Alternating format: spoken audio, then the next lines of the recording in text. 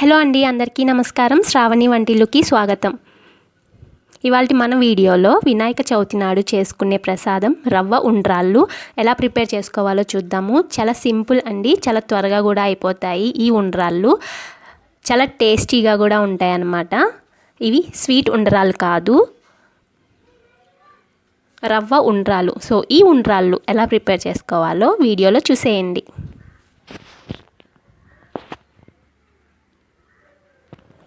ఈ ఉండ్రాలు ప్రిపేర్ చేసుకోవడానికి బియ్యాన్ని నైట్ పూట నానబెట్టుకోండి, లేదంటే ఒక 4 గంటలు నానబెట్టేసి శుభ్రంగా వాష్ చేసేసుకొని వీటిని ఆరబెట్టుకోవాలి. కంప్లీట్గా డ్రై చేసుకోవాలి. డ్రై అయిపోయిన తర్వాత మిక్సీ వేసుకోవాలి. ఇట్లా రవ్వగా వేసుకోవాలి.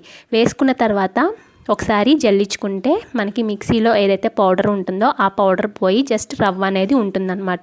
లేదు ఈ ప్రాసెస్ అంతా ఎందుకు అంటే మనకి ఇవి మార్కెట్లో కూడా దొరుకుతాయి. ముందుగా ఈ రవ్వని వేయించుకోవాలి. ఒక 5 నిమిషాలు లో ఫ్లేమ్ మీద వేయించుకుంటే సరిపోతుంది. ఇప్పుడు స్టవ్ మీద ఇంకొక పాన్ పెట్టుకొని ఇందులోకి 1 కప్పు బియ్యపు రవ్వకి 3 కప్పుల వాటర్ని పోసుకోవాలి.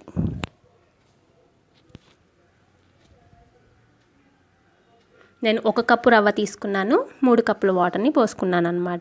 ఇప్పుడు ఇందులోనే రుచికి సరిపడా ఉప్పు, 1 స్పూన్ జీలకర్ర, 2 స్పూన్ల పచ్చి శనగపప్పు, అరగంట ముందు శుభ్రంగా వాష్ చేసుకొని నానబెట్టుకున్న పచ్చి శనగపప్పుని వేసుకోవాలి.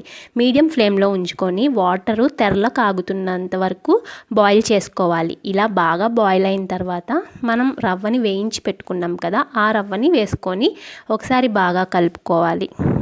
రవ్వని వేసేసిన తర్వాత లో ఫ్లేమ్లో పెట్టుకోండి. మూత పెట్టేసుకొని మన రవ్వలో వాటర్ మొత్తం కంప్లీట్ అయిపోయేదాకా ఉడికించుకోండి. ఇప్పుడు చూడండి, వాటర్ ఏమీ లేవు, మన రవ్వ కూడా ఉడికిపోయింది కదా. ఇప్పుడు ఒకసారి బాగా కలుపుకొని స్టవ్ ఆఫ్ చేసేసి మూత పెట్టేసుకొని ఒక 15 మినిట్స్ పక్కన పెట్టుకోండి.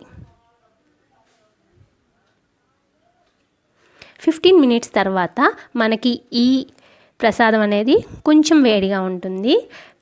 కొంచెం వేడిగా ఉన్నప్పుడే ఇందులో 2 స్పూన్ల నెయ్యిని యాడ్ చేసుకొని బాగా కలుపుకోవాలి. చల్లారిపోతే మొత్తం కలవదు. కొంచెం గోరువెచ్చగా ఉన్నప్పుడే కలుపుకుంటే మనకి బాగా కలుస్తుంది.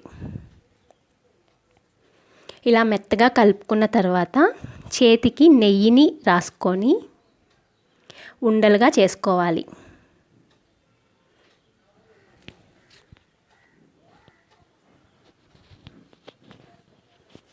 అంతే, ఎంతో రుచికరమైన రవ్వ ఉండ్రాళ్ళు రెడీ. చూసారా, చాలా సింపుల్ కదా, చేయడానికి కూడా ఈజీగా ఉంటుంది. సో మరి ఈ వినాయక చవితికి మీరు కూడా రవ్వ ఉండ్రాళ్ళు ప్రిపేర్ చేసుకొని, అలాగే మీకు వచ్చిన ప్రసాదాలు కూడా ప్రిపేర్ చేసుకొని బుజ్జి కనపయ్యకి పెట్టేసేయండి. సో ఓకేనా ఫ్రెండ్స్, మీకు కనుక ఈ రెసిపీ నచ్చినట్టయితే లైక్ చేయండి, షేర్ చేయండి. మరిన్ని ఇలాంటి ఈజీ, క్విక్, టేస్టీ రెసిపీస్ కోసం శ్రావణి వంటిల్లుని సబ్స్క్రైబ్ చేసుకోండి. నెక్స్ట్ రాబోయే వీడియోలో ఉండ్రాళ్ళ పాయసం ఈజీగా ఎలా ప్రిపేర్ చేసుకోవచ్చో చూద్దాం.